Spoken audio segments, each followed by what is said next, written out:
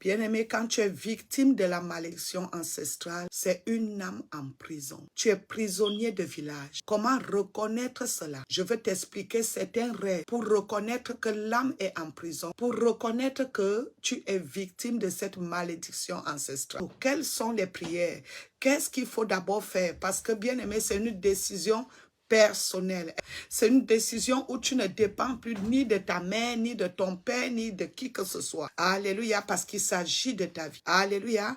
Quand on est victime de la malédiction ancestrale, qu'est-ce qu'il faut d'abord faire? Le Proverbe 7, 27. Sa maison, c'est le chemin du séjour des morts. Il descend vers les demeures de la mort. Est-ce que tu m'écoutes? Une maison peut être un séjour des morts. Une maison peut être un point de départ pour le séjour des morts. Une entrée, alléluia, où tu entres et c'est parti. Est-ce qu'on se comprend?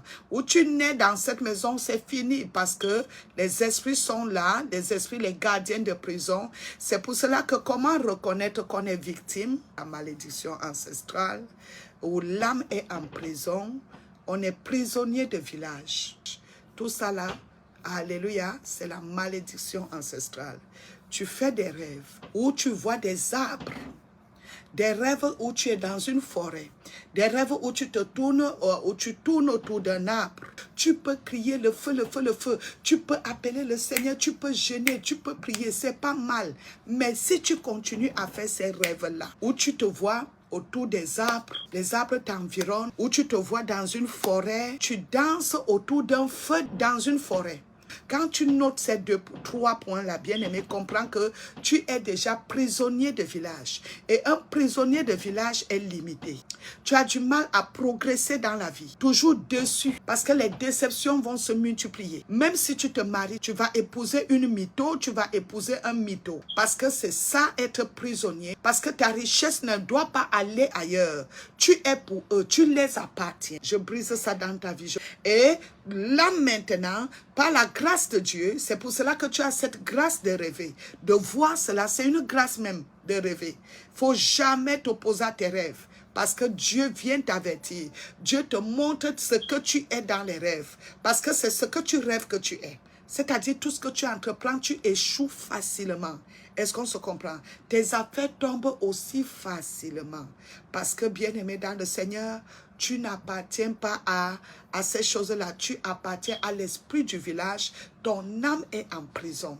Et quand tu rêves toujours que tu es dans une chambre ou tu es dans une maison délabrée, une chambre noire, comprends déjà que ton âme est en prison. Les gens vont venir parce qu'il y a une certaine richesse que les esprits du village ouvrent les portes que tu puisses faire. Mais quand les gens viennent vers toi pour peut-être là où tu sais, là où ils savent que tu vas trouver le bonheur, ils vont placer des escrocs afin que tu sois dessus. Tu vas entendre certaines jeunes femmes qui te disent: affaire d'homme là, je n'en veux plus, je n'en parle plus, je préfère vivre comme je suis là seule. Et va poser la question à ce genre de personnes. Qu'est-ce que tu rêves? Soit la personne ne rêve pas, soit la personne, comme je viens de l'expliquer. Parce que tu dois toujours faire ce genre de rêve. Alléluia. C'est là où tu reconnais que, donc quand je vois ceci, ça veut dire que mon âme est en prison. J'ai été vendu par les esprits de village. Ou une divinité, alléluia, t'a épousé dès ta naissance. Parce qu'il y a des enfants où les divinités épousent dès la naissance. Et toi, tu ne sais pas. Et cette divinité va te mettre à l'aise afin que tu ne manques de rien. Mais si tu t'engages, par exemple, à faire dans mariage, parfois même tu risques de ne pas enfanter parce que tu as les enfants avec lui dans le deuxième monde. C'est comme je le dis toujours, ceux qui mangent dans les rêves, ceux qui ont des oppressions démoniaques, des couches de nuit. Alléluia. Ceux-là, c'est des victimes et la majorité finit soit par les kystes, les myomes, les fibromes. Parce qu'ils viennent toujours, alléluia, alimenter afin que tu te retrouves par une maladie. Parce que quand on parle de fibrome, myome, kyste, c'est des choses qu'on ne traite pas. C'est spirituel. Et quand quelqu'un est faible spirituel, devient victime. C'est pour cela que quand je viens donner ces conseils, bien aimé, écoute, ça te permet de prier, ça te permet d'être libéré. Ce n'est pas le temps pour toi de te poser les questions que, donc quand je vois ça, c'est comme... C'est là où tu dis, Père éternel, la vérité m'a franchi. Je suis libéré parce que je connais déjà.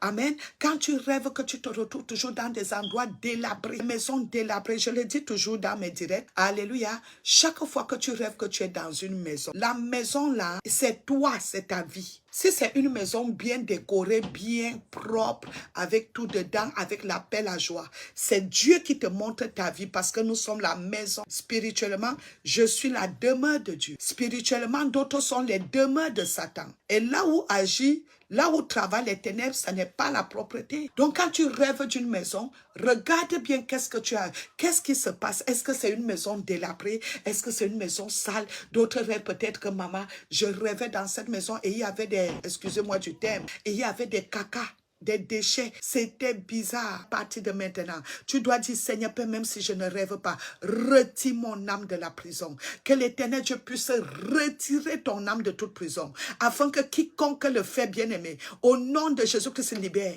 Que Dieu vous bénisse, que Dieu vous bénisse. Demeurez bénis dans le nom de Jésus.